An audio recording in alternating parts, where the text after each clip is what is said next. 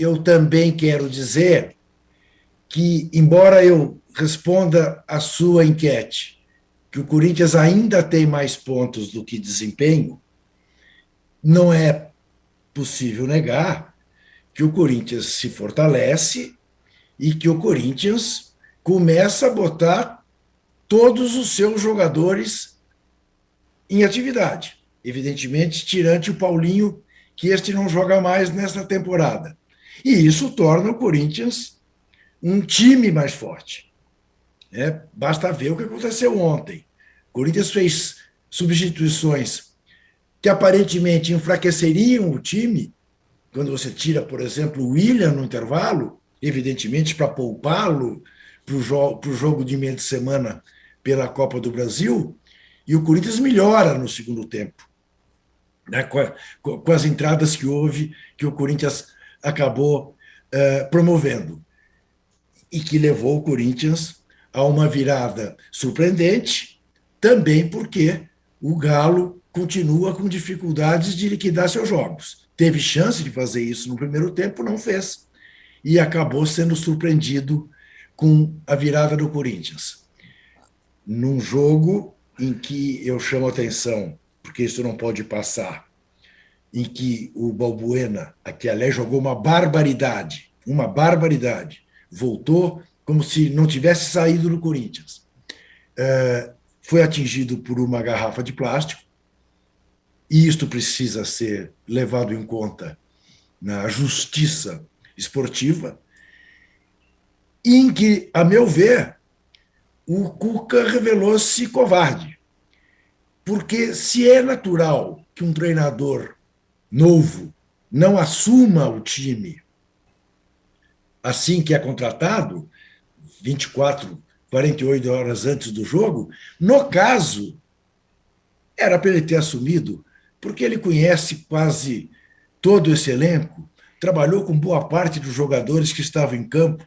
Por que não foi para o banco? Eu acredito que com ele no banco, se a torcida do Galo já mostrou o entusiasmo que mostrou, simplesmente com o fato de ele ter sido contratado, por que ele não estava no Mineirão? Deveria estar, porque era um jogo decisivo para o Galo. O Galo deixou de ser vice-líder, como poderia ter sido, para cair para o quarto lugar. E aumentou bastante a distância.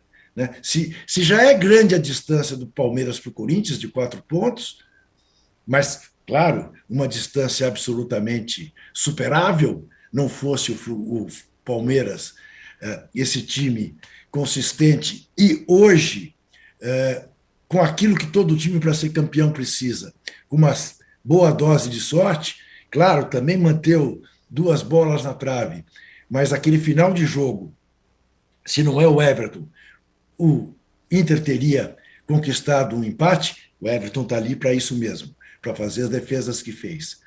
Mas o Galo é que se distanciou. Né? Então, eu acho isso. Pelo que fez até agora, é contraditório. Você diria, não, o Corinthians não tem futebol para ser campeão da maratona. Mas você diz, bom, não tem futebol para ser campeão da maratona. É o vice-líder e está só a 4 pontos do Palmeiras, que eu repito, 4 pontos não são pouco, mas 4 pontos. O Corinthians vai jogar com o Palmeiras em Itaquera. O Palmeiras não tem se assustado em jogar em Itaquera, mas o Corinthians está obtendo seus resultados melhores em Itaquera. Então, é um jogo para daqui a 3 rodadas. O Corinthians tem 2 rodadas aparentemente mais tranquilas pela frente, até pegar o Palmeiras. Então, é a tal história, tem uma camisa pesada.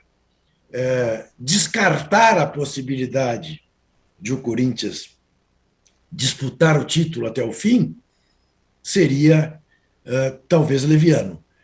Mas eu ainda olho assim, achando que o Corinthians tem mais chances nos torneios de mata-mata do que na maratona. Mas se eu não fosse corintiano, eu olharia com muito temor a esta possível escalada corintiana. Qual